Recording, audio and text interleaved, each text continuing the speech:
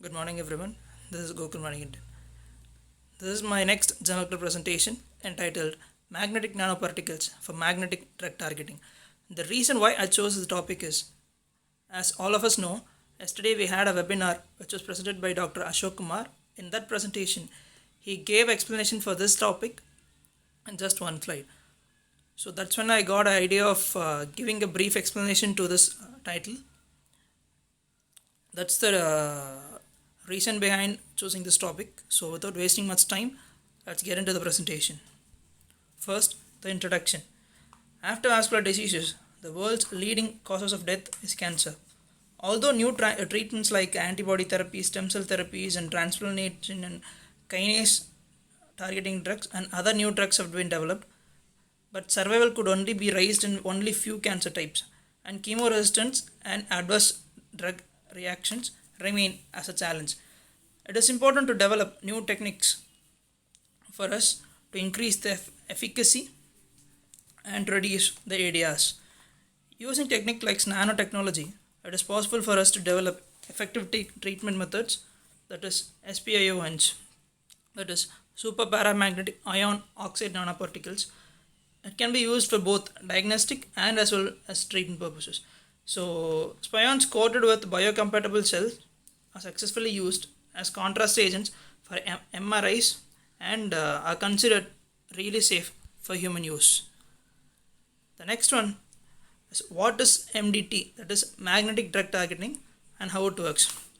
In this approach, biocompatible, stabilized, and drug-loaded iron oxide nanoparticles are injected intra-arterially or intravenously. During this application, the tumor-bearing area is exposed to a strong magnetic field gradient. This is the reason why the accumulation of nanoparticles and it get bound to the tumor only. The next, nanoparticles. Magnetic nanoparticles are the important pillars of magnetic drug targeting. Magnetic nanoparticles can be composed of iron oxides together with other metal ions like cobalt, manganese, magnesium, zinc, etc. But mostly pure iron oxide is used because of their biocompatibility. The next one is the main routes of synthesis. There are many methods which is used to synthesize nanoscaled metal cores like laser pyrolysis, microemulsions, and sol gel processes. But the two main routes used for synthesis are thermal decomposition and co-precipitation. The first one is thermal decomposition. The starting material of this method is metal organic substances like pentacarbonyl and iron acetyl-acetonate. Nanoparticles are formed at higher temperature in organic solvents in presence of surfactants, and it's done in an atmosphere of inert gas.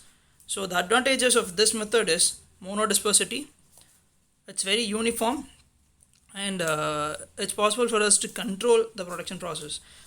But the disadvantages over this method is the toxicity of the compounds used for medical use, and it has to be assured that no residual toxic substances remain in the final products. The next one is the alkaline co-precipitation. It is based on a technique which is originated from mining industry, where it is used to separate it from other metals. So for the synthesis of SPIONs as drug carriers, the original method was modified in some methods. So the advantages of it is low toxic when compared to that of thermal decomposition method, but it can yield in high amounts. The disadvantages that it has is the lack of control over the growth of nanocrystals during the process, which results in a broad size distribution. The next one is its stabilization in blood. So uncoated SPIONs are not stable and it forms bigger agglomerates very quickly. So in order to make a stable preparation, the ion cores has to be coated with the stabilizing cell, because if it makes agglomerates on reaching the blood, what it can cause is a blocking of a blood vessel. So stroke can be possible as well. So in general, stabilization can be achieved by electrostatic repulsion. If the surface of the nanoparticle is charged, by decreasing the attractive magnetic forces between the cores, this can be achieved by a polymer coating. common stabilizers which are used generally are dextran, cytosine, and polyethylene glycol. The use of polyethylene glycol is preferred because it extends the half-life. The next one is the chemotherapeutic drugs used in magnetic drug targeting. As I already said, the aim of the magnetic drug targeting was to improve the cancer treatment efficacy and to reduce the areas of chemotherapy only by concentrating the administered drug only in the tumor area.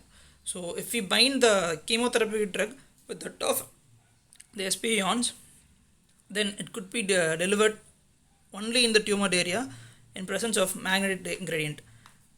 Drugs like doxorubicin, mitoxantrone, epirubicin, hidarubicin are used for targeting with iron oxide nanoparticles.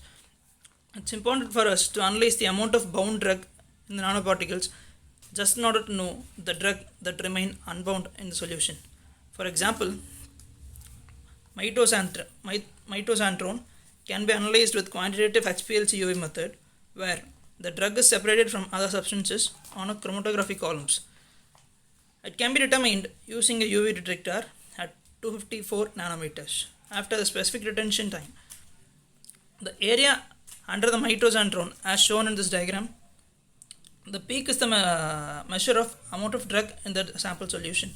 So when tested with mammalian tissues, the drug was found in kidneys and livers, and only after the effective amount of drug which was accumulated in the tumor area. So the next one is the magnetic field. Another important pillar of magnetic drug targeting is the magnetic field generating system. There has to be sufficient amount of magnetic field generated in order to attract the nanoparticles and accumulate it in the tumor area. So there are two methods for this, that is the permanent method and the electron method. So by using a permanent magnet, we can produce a stable magnetic field, but by using electron magnets, it is possible for us to produce controlled magnetic field by modifying the electric current. So it can be also switched off after its use. So the next one is the models for investigating magnetic forces and nanoparticles under flow conditions. So a number of in silico models have been developed. So these are tube models with or without the branches.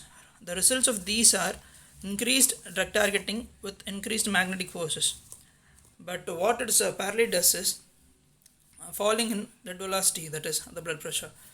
So some studies have shown that it is dependent on the position and the strength of the magnetic field. It is possible for us to accumulate sp ions under magnetic and humoral umbilical vein cells shows to enhance the uptake of nanoparticles that region. The ex vivo setup was done, and in this the drug accumulated differed with overpressure and underpressure conditions.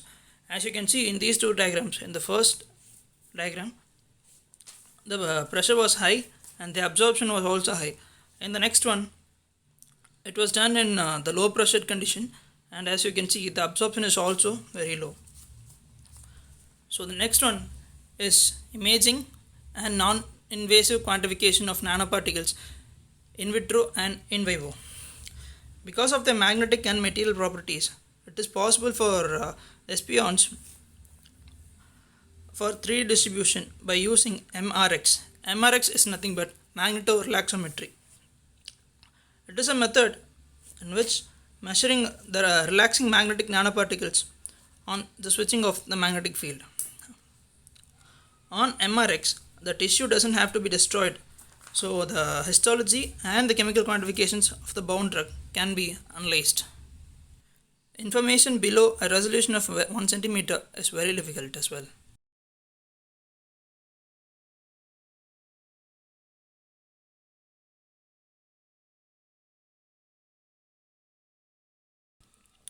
This is the image of a combined magnetic field pattern. In this you can see the two regions of interest, that is the tumor area in gray spots. In this is the image of us producing the required magnetic field only in those two tumor affected areas and not in other areas.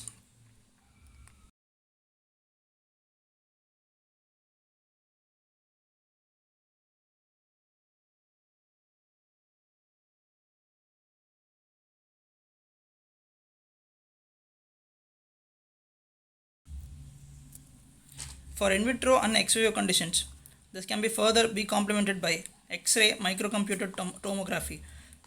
By using polychromatic beams, the spatial resolution of 60 micrometers can be achieved. By using monochromatic beams, only 2 micrometers can be achieved. So, measuring the in vivo application of SPIons with MRX, in these studies, particles can be found in liver only after administering without the magnetic field, and in presence of magnetic field, the magnetic nanoparticles accumulated in tumor area. So, MRIs and CT scan reports also reported the same. So, next, the summary. The SPIons have a great potential to improve medical treatments in cancer patients. Because of their magnetic properties, they can be visualized with MRI and MRX, that is magnetic relaxometry. Their targeting can be controlled by electromagnets, which leads to the accumulation of drug in desired tumor affected areas. And unfortunately, none of the nanotherapeutics have reached the clinical use for treating cancer.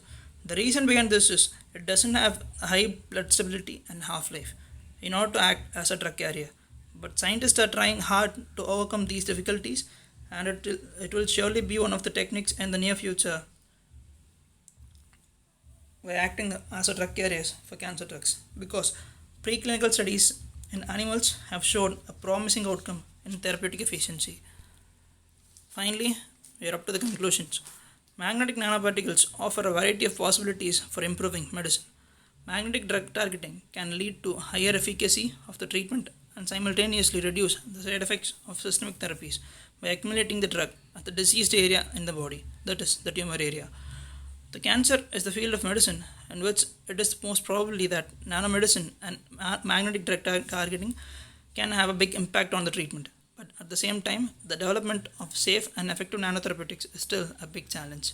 So there are still some obstacles to be overcome until magnetic nanoparticles can reach tumor patients. Nevertheless, there has been made substantial progress in nanoparticle design, and the first bigger preclinical studies with bigger animals than rats or mice showed a promising outcome in therapeutic efficiency. So these are all my references.